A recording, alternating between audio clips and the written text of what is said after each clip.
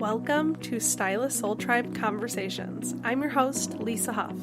Over the last 5 years, I've coached hundreds of hairstylists and beauty industry professionals, helping them work their dream schedules exclusively with their dream clientele and earn their dream income, all while fostering genuine connections and lifelong friendships inside the beauty industry. In this podcast, we dive deep into abundance, manifestation, business building strategies, and creating a life that you are truly proud of, both behind the chair and at home.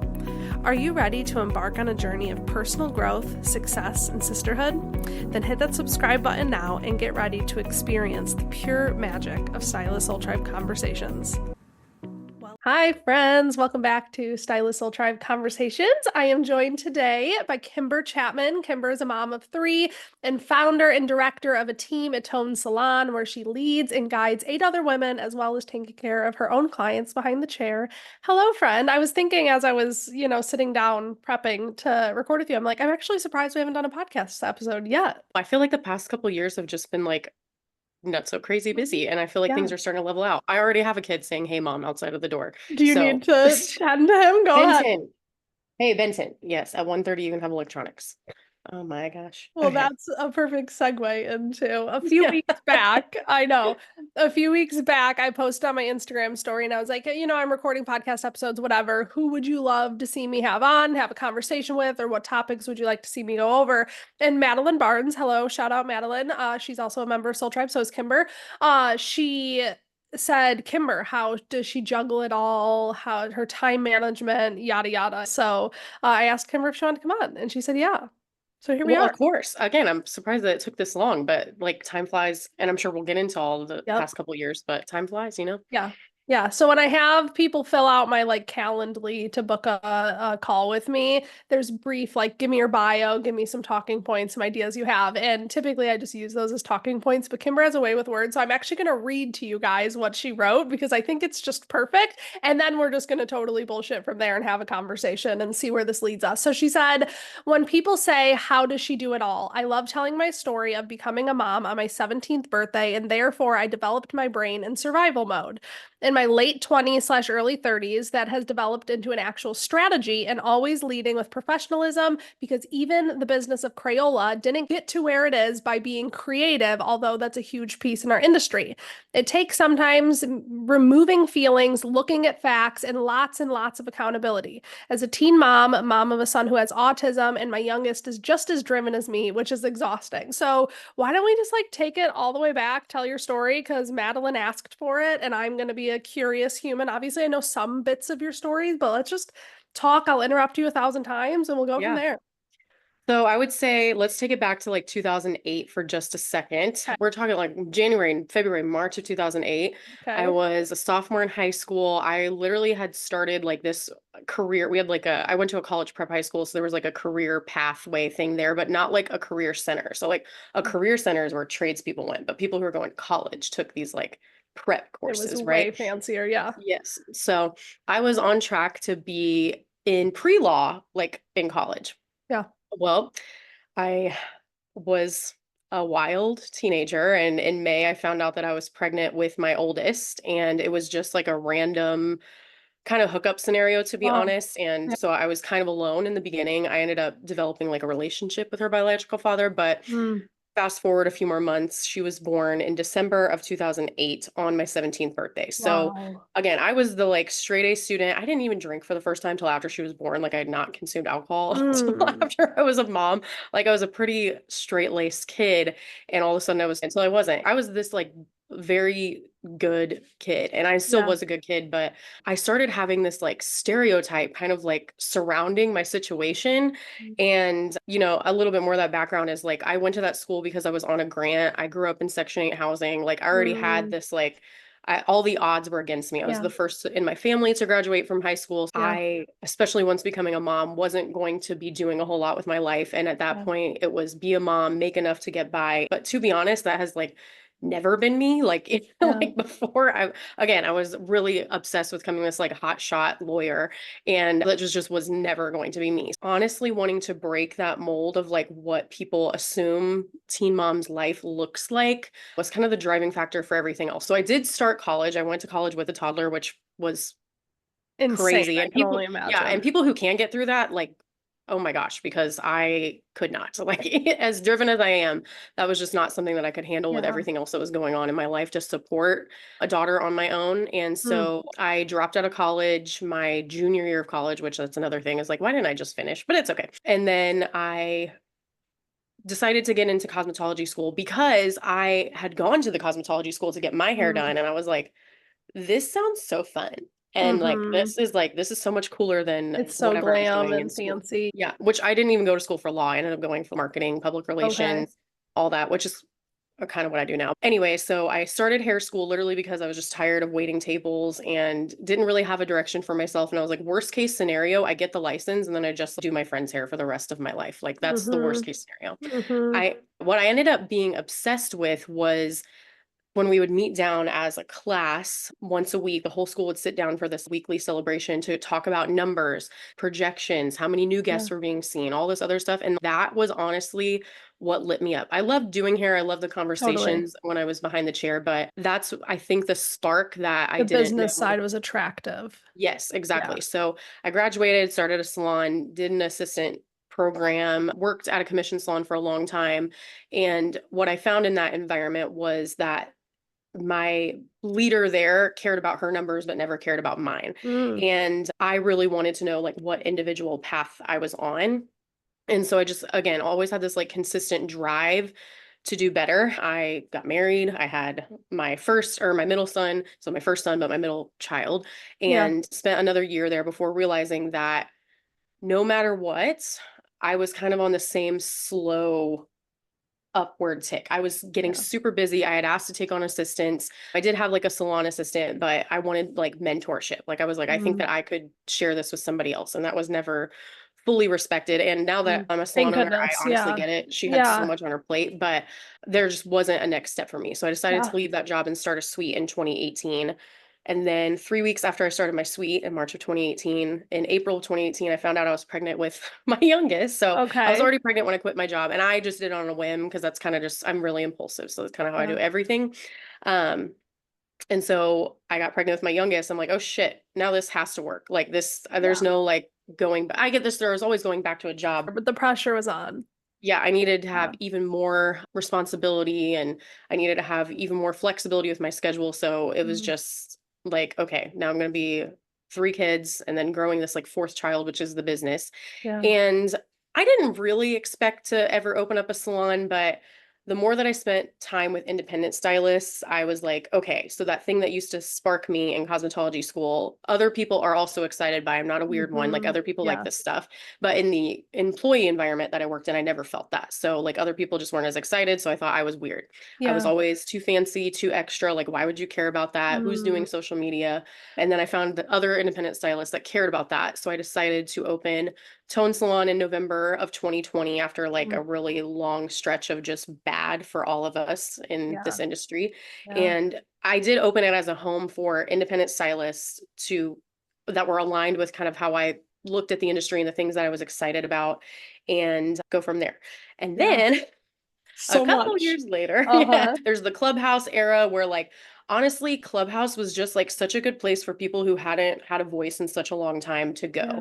And that's why I really liked it. I think it kind of like steered me away from the things that I did like about this industry, but it was a fun time and I'm Yeah. glad that we all got to be part of it. And then in 2022, our space Yep. just happened. Like we shared a wall with a neighboring business and they moved out. So at the end of 2022, we expanded the salon. And I decided at that point, like, I wanted to have some sort of blanket of control over how people were growing because of what I found working with independent stylists is like once Totally. people are bouncing on their own like ideals, Yeah. that's great. I love that for them. But I wanted to share the things that have worked for me. And you really can only do that in like an employee-based space thoroughly. How I found it was the And you're best way given to the do it. people you're given to show you the lessons you're shown to Yes. grow into what it's meant to be. Yeah, so we expanded into a commission and rental space at the end of 2022, and Mm. since then we're almost at the end of 2024, and I'm like, Why? Oh man, you really were able to get, I didn't know when you started if that was going to go all the way through to today, but that was a really good representation from what I can remember as well. And we got, I think, connected around 2020. I do vividly remember, obviously, you expanding the salon. You've been in Soul Tribe for years now, so I've been obviously part of that journey and seen, the trials and tribulations that have come with that. I want to go back now that you said all that. yeah, I that's the really, synopsis. really, really resonated with you talking about wanting to not fit that stereotype. That's like something I've always had inside of me as well. I was just missed the mark of being a teen mom. I had Skylar a month after I turned 20, so I was Mhm. pregnant when I was 19. My husband, when him and I first got together, he was addicted to drugs and really had a rough patch for a while. Ended up getting sober. He was like 3 months clean, found out I was pregnant with Skylar, and it was like, okay, what are we gonna do here? Like that was very much a fork in the road. This could have gone very different directions, but I've always had this little like voice in my head or this little like quote of like we're not going to be another statistic or we're not Yeah. going to fit that stereotype. And so it just one when you see one, and I've always felt that from you, and so I love hearing you share. So if you were to like zoom in on that a little bit more, I guess Yeah. tell me a little bit more whenever you feel comfortable and open to sharing. Yeah, I was not just the teen mom, but I was a single mom too. Like Hmm. similarly in a way, we did develop a relationship, but it was never close. Yeah. My daughter's biological dad Yeah. was also just not doing well with his life. So that's Mm. when my parents were like, "What Yeah. happened?" Like I don't understand how these two people, but I think it was Yeah. just we were part of the emo days and he was in a band and I was just Swoon. taken aback. Yeah. And so Emerson is actually named after the place we had our first date, which was the Emerson Theater. And Okay, that's um, precious. it is a really sweet story. But, I sat even in my principal's office and I was like, this is what is going on. And he was like, this is not good. Like basically everybody came down with this umbrella other than my parents. My parents were super Yeah, supportive and I honestly that's am great. lucky because not everybody even Yeah. gets that. But, I sat down talking to all these different people and they were like, this is it. Like you just ruined your entire life. Like I Oh hope my that yeah. God. So it was a really not when you are such a driven person who's like constantly wanting the up and up and the next thing, Hmm. but for someone to tell you like this is the end, essentially. At 16 years old, Yes. Yes. no, that can't Yeah, be. I know. Yeah. So I was like, nah, I'm not subscribing to that. Yeah. And again, my mom was really wonderful and Mm, she did spend a lot of time at home. So she was a huge part of my daughter's early years. If I didn't have that support, I would not be where I am now. But yeah. I did just kind of not subscribe to that mentality. Yeah. And it's not easy for everybody, but what is possible is like, okay, I'm going to shut all of that noise out and then focus on my next step. So, what can I do today to make tomorrow better? And then tomorrow, what Yes. can I do to make today better? And when you do that over a 10-year period, it's crazy what can happen. Yes. So then your Yeah. brain just becomes wired to think Yeah. like, no is not an option. Like the end Mm, is not an option. There is always something else. mm. And I think that what I did not realize that not everybody possesses is the mindset of like, you create the life that you have. Like you are responsible for creating it every day. Sure, there's outside circumstances. Of Obviously, course. again, I've come from a very wild background of like not having any money, but somehow ending up at a private school and with all surrounded by kids who did have plenty of money. And Mm, they'd be like, let's go to the movies. I'm like, I literally cannot go to the movies. I don't have any money. And they're yeah. like, that doesn't make sense. I'm like, so what can I do to make $10 to go to the movies? I'm going to sell 3 of my shirts. Like I'm going to bring Yeah. them to school tomorrow and I'm going to sell them. So when people talk about like, well, there's obviously systemic stuff. I don't want to like desensitize anybody's Totally, situation, totally but get what you're saying. although there are outside circumstances, there is always a next step. Whether Yeah. it's either a big thing or a little thing, but there is always a next step. And so your brain becomes wired to adjust to that. When something Mm, happens, you can either freeze or you can fight or hmm. fly, I guess. I don't know. That's never been an option either. Yeah. No, and I think what you said in that little blurb too, where you said my brain was literally developing, and you don't realize this until after it happens. I love the Yeah. TikToks when it's like that moment when you just all of a sudden gain full consciousness or recognize that your frontal lobe is all of a sudden fully developed, and it clearly was not Yeah. long ago. Saying that you developed that in survival mode, I think I really relate to that too. I mean, because once you're a parent, there's just never going to be a moment, literally, ever again until the day you die, that like you're not forever changed. Even if your kids are grown and gone, like there will never be a day of my life that I'm not like Skylar's mom and that's not my main Yeah. thing, you know? And Mhm. so that's so fascinating. Obviously, the statistics are real, so it's not like I would go recommending it to people to do it that way. But there is something really powerful in a strange level, different level of tenacity that I think that that gives you. And I'm grateful for it. Yeah. So I would not, not that I was on a bad path, but I was always reliant.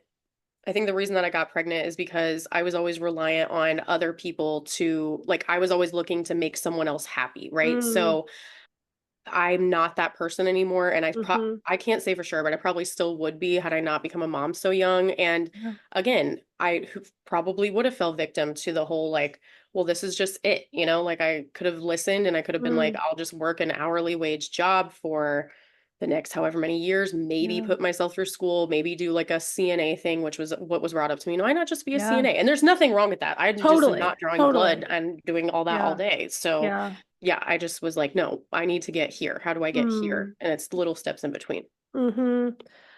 And it's funny to hear people say, because I get comments like this too. I definitely would say maybe you get them a little bit more than me because you are doing quite a bit. But hearing people say, like, how do you do it all? Like, it's there, it's like everyone's always looking for this, like, packaged up quick trick, like Yeah. here's how one does it, and you're like literally the train is just moving and I just have to keep, like, there's Yeah. no other option, right? So like Mhm. what does that look like on the day to day? Do you have tips and tricks, or like how would you even just vocalize what that means to you, like getting things done and being responsible for this many things and still seeing forward growth and knowing like I'm gonna bring that to Yeah. fruition? Now that the frontal lobe is developed. So I just, I have never, like, when people are always like hairstylists or visual people, I'm like, I'm not a visual person, I'm a mechanical Mm, person. okay. So it started with a paper planner. Like, I was one of the people that had the planner with all the stickers and all the markers and like all this stuff. And I would just write down everything super organized all Was the it like time. Erin Condren, Happy Yeah, oh Planner? yeah, What were definitely. you? I All of was the above? heavily like I could have sponsored them for Okay. sure when that was a Okay. thing. But I had more kids, more responsibilities, all that, and it just became impossible to do that. And I think that's honestly part of the system. So let me describe the system. Okay. So I think this is good for planners. This is good for your phone calendar. This is good for like the AI software that you and I both know I use now. Uh-huh. It works for any type of planning, even if it's just Okay. your notes Just section, the if it's a dry concept. erase. Yes, yeah, it Okay. works for anything. You have to write your tasks down in the size of importance that they are. If it takes up a huge block on your calendar, then you say salon inventory. This is a huge thing that needs to get done. And physically writing it or typing it in a font or putting it in a huge block on your calendar, that is a huge block. And then whatever comes under that is a smaller block. And whatever comes under that is a smaller block. And then eventually those smaller blocks can go in between spaces where things maybe didn't take as long. When you think about a jar, there's that analogy, and I can never remember exactly how it is, but you have your big rocks, your medium rocks, and your little Yes. And rocks, then and the you have to put them sand in. falls in Yeah, between. Yeah, I exactly. You know have what to you're put them in a saying. certain Uh-huh. order. And I think that that is true. And that's, if I had to sum it up, obviously not Hmm. every day is perfect, but that's the system. It's like, these are the things that have to get done. These are the things that do not have to get done, but are important. And these are the things that would be nice to get done, but don't really make or break the difference between today and tomorrow.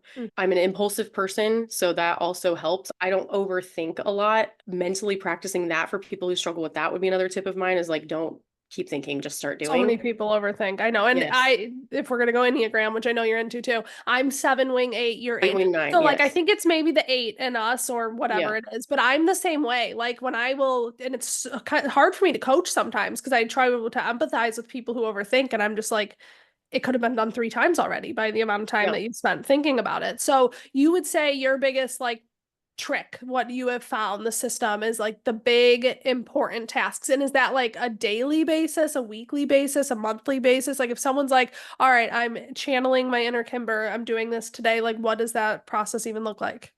Yeah. So I use a digital calendar. I use Motion AI. Mhm. I'm not sponsoring them or I mean, anything but like you that, love but it. But she has a master I, class inside of Soul Tribe about it. So, well, you can yes. Motion AI is what you look up. You pay, it's a paid software. It's Yep. cheap. It's like $7 a month, right? Something like I that. feel like it's super affordable for what you get out of it. And For then in sure. Motion, you list all of your tasks. So it kind of is like a lot of other task management softwares in that way that you can like list the tasks and then like the subtasks within that Hmm. task.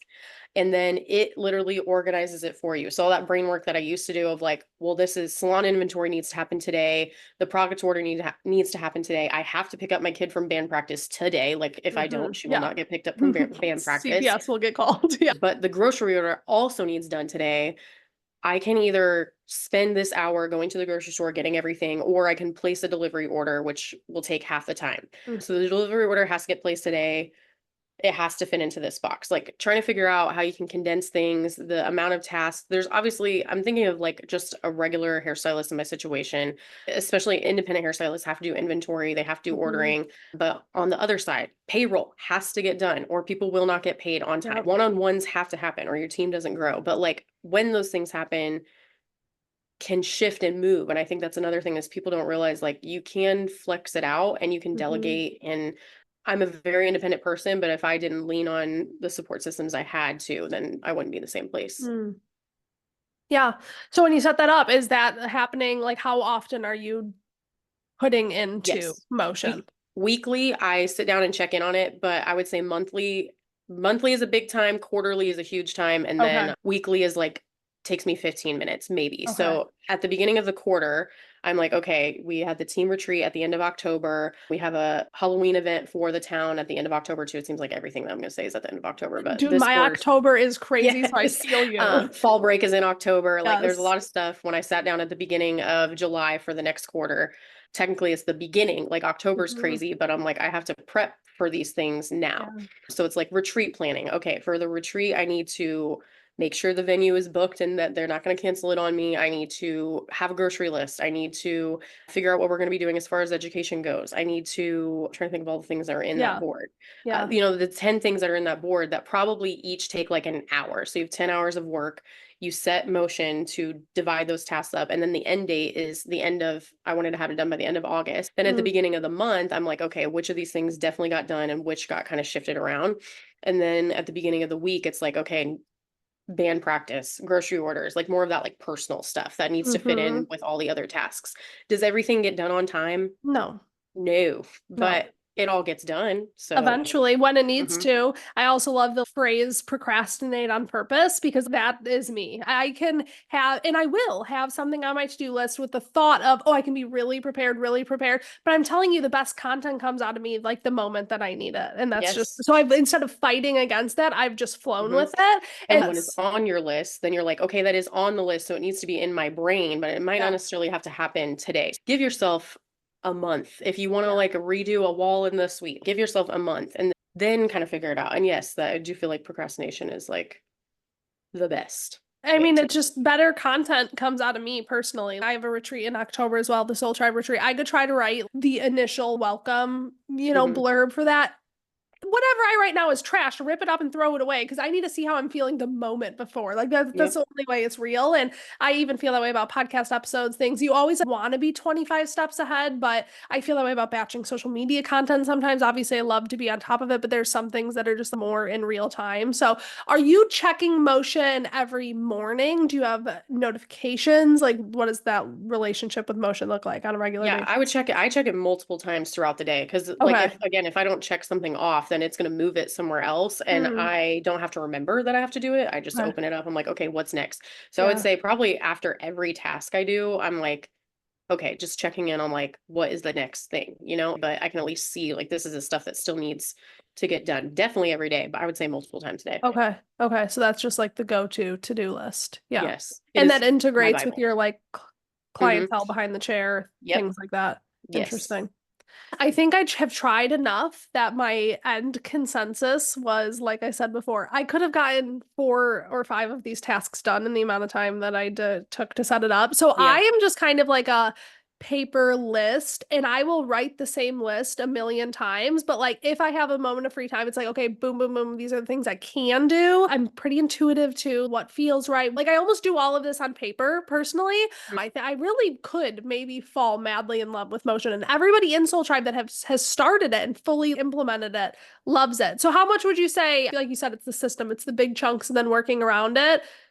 Do you want to convince me to get actually motion or not? I feel like you're a universal person. Like it comes to you when it comes to you. I'm Mine, weirdly woo about even the yes. tiniest things. Uh-huh. It's See, mine bizarre. is like I Yes. have to sit down and it does come to me, but I have to make time for it to come to me because otherwise I'm Mm-hmm. blocking it out. Mm-hmm. So I probably spend I would say the quarter ones are the big ones because that's like I'm meeting with my other leadership, Kylie, and like kind of planning things out. So those Yeah. are a half day.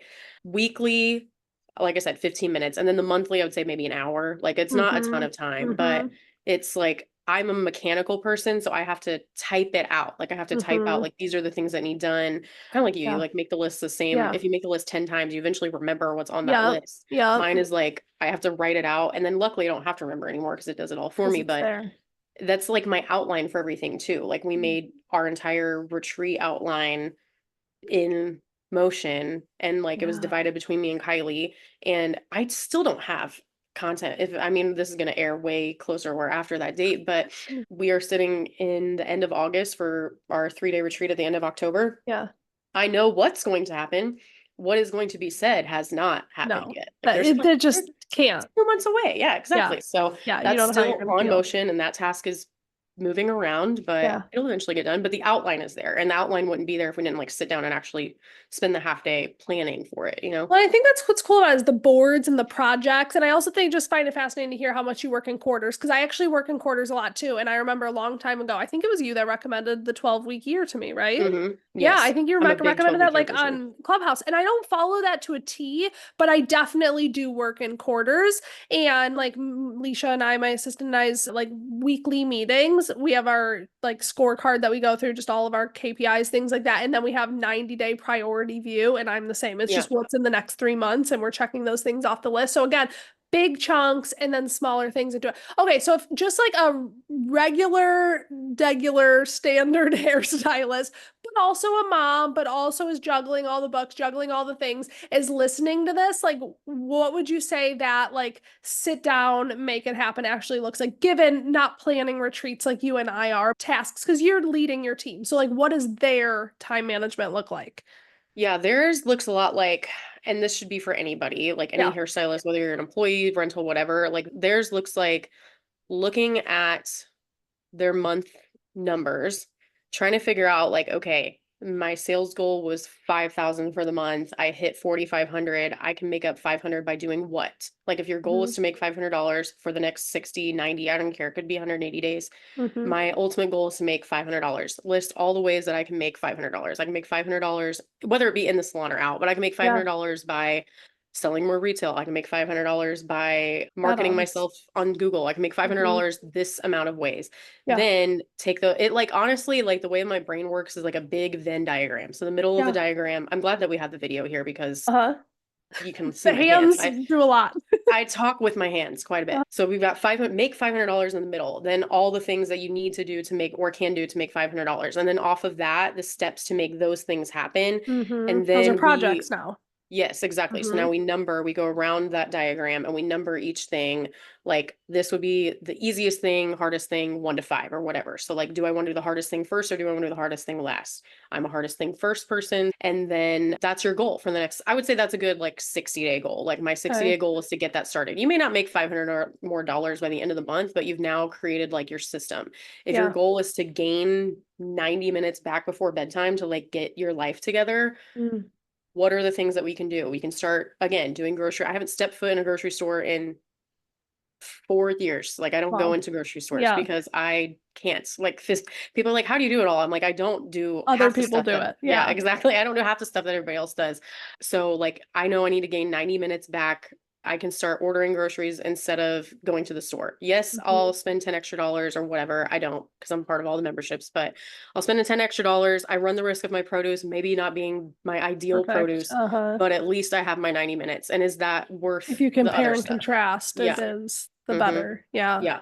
I'm lucky that now my teenager, who is almost the age that I was when I got pregnant with her, but she'll be driving soon. So I'm like, okay, now Mhm. the teenager can take herself to and from practice, you know? So it's Mhm. like that's just learning like these are the things I can do and these are the things I definitely can't do. And you actually can do more than you think that you can. Mhm. I just gave up going to the grocery store so that I could make sure payroll is done every Monday, you Mhm. know? Like that's Mhm. just you have to decide what's more important on any given day. Mhm. I hope that makes Yeah. sense. It does make sense. And I think that just being a person that just, like you said, you can do more and just deciding that you're going to do more and let like the balls fall every here and there where they need to, rather than spending so much time like analyzing it where like you didn't Yeah. even start juggling in the first place. Like I think that's what you're just full speed ahead constantly. There's so many moving pieces. You have to stay that way that I think a lot of people just get so stuck in the initial prep of where do I even begin? And it's Yeah. just something, start I something know. and And now I am naturally leading create 8 people, momentum. so leading that many people has given me a bit of more empathy for not everybody's brain works the same way that mine Yeah. does, but I feel for overthinkers. I feel for them so hard because Yeah. that has to be such a huge Yeah. mountain They to don't want to be like overcome. that. You can't help Yes. it. Yeah. And so it's easy for me to say, well, just do. But I think Yeah. that, like, for somebody who's an overthinker, which is honestly the number one thing when people are like, how do you do it all? I'm like, I don't think, I just do. So I'm like, the first step to not overthinking is like trying to release control. Like, that's, I think, honestly, like, and I'm a mom too, so I get it, but like, moms want to like be there for every single aspect of their Mhm. kids' lives and like Mhm. can't trust Uncle Bob Joe to pick up Mhm. kid from practice because Yeah. that's always been my thing, right? Or like I've always picked him up from practice, so I can't just like let that on Yeah. somebody else. But like you absolutely can. And Mhm. now I'm divorced. We didn't even get into that because I kind of forgot. But it's like so now it's like that whole dynamic is different. And so I hate to say like yes you can, but like you Yeah. totally can. You just have to like stop telling yourself you can't. And then you'll find Mhm. the things that you actually cannot do. Like I know Yeah. that I cannot go to the grocery store. Like I just Yeah. I can't. mean, you I could if probably it was could. important to you. It's clearly not Exactly. important to you. There Yeah. you go. That's a good way to put it. Yes. And everybody's different in that way. I love the way you like categorize people, and I know this is because you're so into Enneagram. And you've said this on Polo before that your therapist has like made a joke about how much you talk in analogies and like you saying Yes. I empathize with overthinkers. I'm not an overthinker. The way your brain works is just really fascinating. The way you like label, the way you speak. I've heard you say many, many, many times that you're a recovering people pleaser, and I've Hmm. never heard you like fully go into that story. So will you pop off on that? I'm so glad that you asked because honestly, I've not like dived enough into it other than therapy because it's Yeah, still something that I'm like, wait, give us I the public was. version. Yeah, I know. I was like, I was like, I didn't even realize how Yeah. bad it was. But Mm, without going too much into detail in my childhood, that my therapist helped me discover that yeah. my childhood, I still think my parents are great, but Yeah. they did the best that they could with what they Of had, you course. know? Ultimately, the big word that you would use for that is like I was neglected sometimes. My parents Mm-hmm. were doing their best. They had to work all the time. My dad, now that I have a son that's on the spectrum, I'm like, my dad absolutely has autism. And if he Yeah. hears this, I'm gonna be like, I hope you know that you definitely have autism. I think it's wild how much TikTok has shown us that we all have quite a bit of the Yes, tism. exactly. But yeah, I see what you're saying. Yes. So my dad, for sure, 100% on the spectrum. So I would say that like my relationship with my dad is like, he was so hard to get an emotion out of as a child that Mm-hmm. like I was just constantly like, a lot of people will say, I think I'm funny sometimes, but a lot I of people think will be you're like, oh my funny. God, yeah, she's so funny. I'm like, I think it's because I tried so hard to like make my dad laugh as a kid that like Because that was like when the only he, way you could connect with him. exactly, yeah. So Interesting.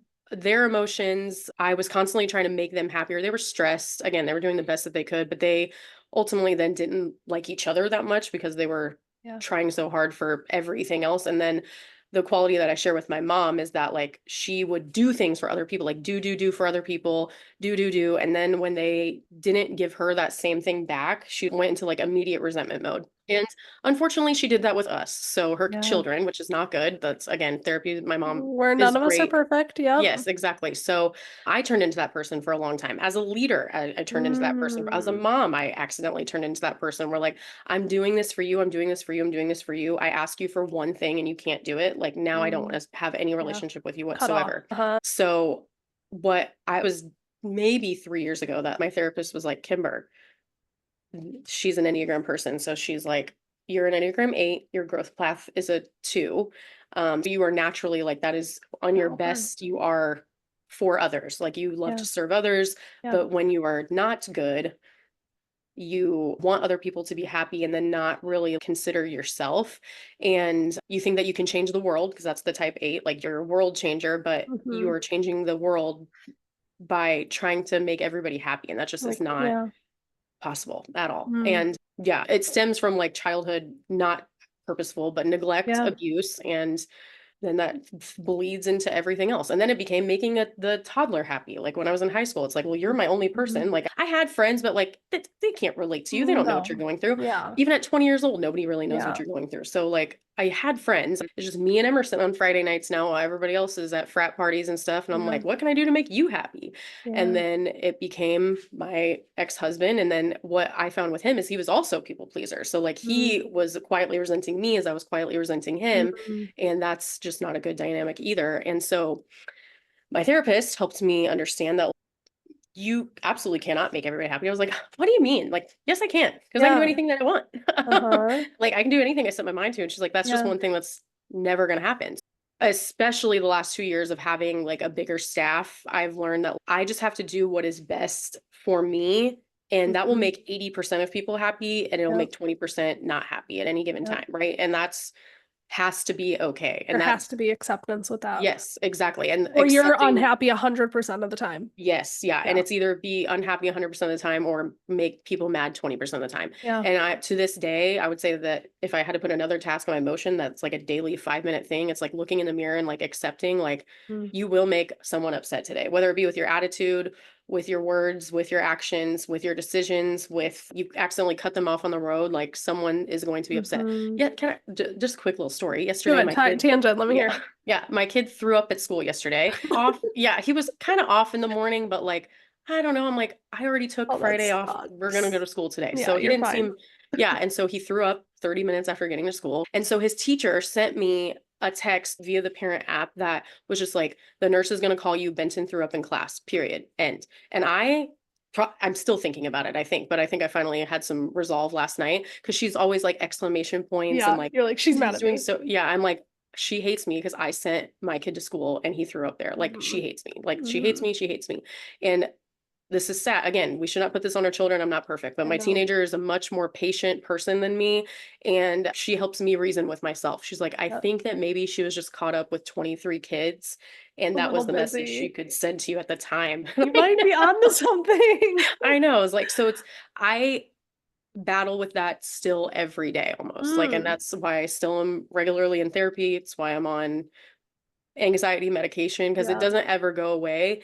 Natural, I guess I've been an anxious person my whole life and didn't know it till my frontal lobe had developed. Yeah. And yeah, it's just now I'm medicated for it That's a and I can trigger. be, Yeah. I mean, the yes, idea of exactly. upsetting anyone is a trigger, but I think I like what you said, and I think this goes for any people pleasers. If you're really resonating with this, I think that stopping and looking in the mirror and just saying, come to terms with it, don't fight against it. Yeah. Obviously, you are a good person down in your soul. Like you are not out to hurt Yeah. anyone, but you have to live your life for you and for the Yeah. people that really matter to you. And if that ends up ever so slightly inconveniencing someone along the way and causes them to use a period instead of an exclamation point, that is okay. It's interesting that you say that too. Something else that kind of stems from my childhood that I forgot about that Yeah. I like to talk about Yeah. because I'm an Enneagram 8 and most Enneagram 8 women are considered aggressive, loud. And so whether it be like with like outwardly loud or Yeah.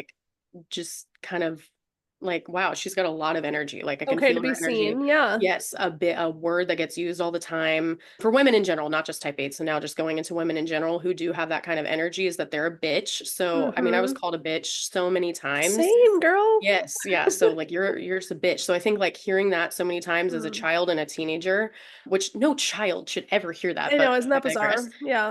makes you think like everything you do as an adult is bitchy. And I'm like, Mm. no, it's not. It's just like it's just emotion, like, it's just a Yeah. move, and now I struggle with and it's still something that I have to learn to accept that, like, your intentions were not that, so why No. are you putting that on yourself, you Yeah. know? Like, you didn't send your kid to sick to school on purpose. I mean, I To be a bitch to his teacher. So when your therapist initially pointed that out to you, like did it click immediately? Were you like, oh wow, yes, like the veil like was lifted and you saw it, or did it take a little while to like recognize that and realize it? I think it was one of those things that the bitch thing was the first thing actually, which is why I think I sometimes Okay. forget about it. And Yeah. so she was like, "Were you ever called like a bitch as a teenager Mm. from your parents?" And I was like, to my face, not as much, but I know Yeah. that my mom would be like, "God, you're being such a bitch," or something like Mm. that. And then I would Mm-hmm. go to school and you would do so, like, I don't know, you would tell somebody, "No, I'm not going to give you half of my Mm. bag of chips," but Mm. they're like, "Can I have a couple of those chips, man?" I'm like, "No." And they're like, "God, you're being such a bitch." It's like Mm. you learn that like sticking up for yourself and having those boundaries can be perceived that way by people Yeah. who don't even necessarily intend for you to feel that way, but don't know how else to like express it. So she was the first one to be like, "How often were you called a bitch?" I was like, way more often than I care to admit. So that was the first thing. And she was like, "When that happened, what did you immediately want to do?" It's like, okay, well, now I want to give them my whole bag of chips because like I don't want them to Mm. feel that way. Mm-hmm. And she's like, "That's how they feel is not your responsibility." Mm. And that was like oh, and then it took probably 3 months of biweekly sessions after that to nail down, like, Dig into for me that. to accept. I mean, she spent the next 3 months being like, "You're a people pleaser, you're a people pleaser," and I'm like, "No, I'm not. Like, I'm an Enneagram Mm. 8. We don't do that. Like, no, Mm-hmm. I do what I want when I want, and I make decisions, and I'm this boss girl." And she's like, "No, deep down, you're like a little squishy animal that is, like, hiding in a dragon It is body." just beating yourself up over all these Yes. things you've Mhm. done wrong to all of these people. Yeah. Yeah. So I'd say that most women with that exterior actually are very, like, truffle like on the inside and Melty inside and yes. squishy. Mhm. Yeah. I'm so glad I asked. I knew there had to have been a bigger story because I feel like you didn't always say that. I thought I noticed that was something I recently discovered. I'm a recovering people pleaser, so I'm really glad I asked. That's Hardcore. Some people are overthinkers and people pleasers. mm. My daughter last night was like, "Wow, you are really overthinking this 10-word text message. It Like, sounds why like are you yeah, doing you that?" did. So I Uh-huh. do fall into those things occasionally, but I think I associated people pleasers with being quiet or never making themselves known in a Like room. taking shit from someone Yes. because that's I Yeah. mean so like Right. like was never cool with me. I was Yeah. definitely very aggressive in that way. Mhm. And so I think you assume no, that's not me. It's the like Yeah. quiet person that allows people to walk on over the all over them and get picked on, but that's Mhm. not always it. I don't know how we took that turn, but I'm glad we did. Very fascinating. Okay, I mean we're doing pretty good on time. Get Don't up ever listen to there. me in 2x speed because I talk way too fast for Yeah. 2x speed. But So it's good. I feel like this podcast is probably not a very 2x speed friendly, especially because I use Descript too. And so I yeah. cut out all the word gaps and all the ums Mhm. and uhs. Yeah. If you do listen to Stylist Soul Tribe conversations on 2x speed, I would like to for you to let me know. I'm curious to hear if anybody does do that. Okay, well, thank you, Kimber. I really appreciate you coming on. I didn't have anything else major that I felt like I really needed to dive into. This was everything I could have wanted and more. Hopefully, it answered Madeline's questions and anybody else. I think the biggest takeaways, and you feel free to chime in after if you have any, but biggest takeaways I heard is just going for it, intentionality, believing that you can, choosing to do it, and learning about yourself all along the way and giving yourself credit Yes. and giving yourself grace and just knowing that we're all just doing the best we can Yep. We're and all doing the best we can. trying to get through this. That's Mhm. my takeaways. Yeah. I would add to that that like the expanding on it, the choices you make every day, you make when you get out of bed, you are responsible for the entire day. I'm huge on Mhm. accountability. You are responsible for your life every day and you have the power to change it. Nobody else does. And don't be afraid to be a bitch. Bingo. But then don't Yeah. carry that shit for the rest Yes. of Don't your carry life. it. Yeah. It's Let a it go. fine line. Be a We all bitch and need, it then be sounds done like you with have a it. great therapist. I have not found a great therapist. I haven't tried very hard, but I found a couple subpar therapists that I just kind of gave up. But it sounds like your Mhm. therapist is amazing. Yeah, well, and I had a bad therapist, and I thought that that's like all therapy. So Mm, definitely just keep trying, and if it doesn't feel yeah. right, it's probably not. Okay. And like the therapist that I had for my marriage, like our marriage therapist was so bad. I honestly think that that's what ruined our marriage. But again, that was a choice. I made the choice every week to Uh-huh. Go involve and myself in that. try. And I Yeah, can't say for sure, but for like sure.